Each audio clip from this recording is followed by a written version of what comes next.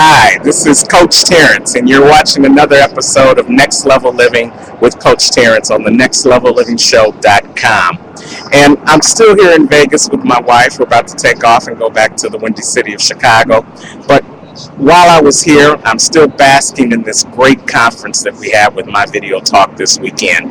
And I'm on the sun deck of our hotel here at the Blue Green Club 36. And it's right across the street, literally, from the Las Vegas airport. And it got me to thinking, while I was sitting up here, about runways. And so this unstoppable thought of the day is called, where are you on the runway of your life? Now, as I've been sitting here looking at the runways, I've been seeing planes come and go. Some planes are landing, some planes are taking off. Some small planes only have a few amount of people on them, and some of the larger planes have hundreds of people on them. So it just got me to thinking and asking the question, where are you on the runway of your life? Are you touching down on your destiny, or are you about to take off to your greatness? And who's going along for the ride with you?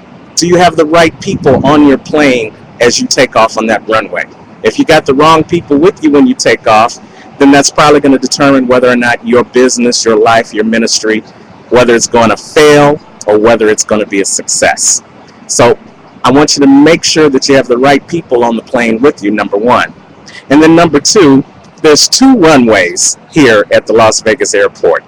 And so that got me to thinking, make sure you're on the right runway. Make sure you know where you're going. Not every runway takes you to the destination that you're trying to go to. Now, if you're on the runway that's with someone else's destiny, then you're going to be living someone else's life.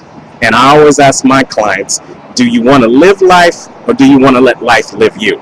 If you're on somebody else's runway, then life is definitely going to be living you. So make sure you pick the right runway. So number one, make sure you have the right people on the plane with you. Number two, make sure you pick the right runway. And number three, make sure you've got the right things on the plane so that you can take off.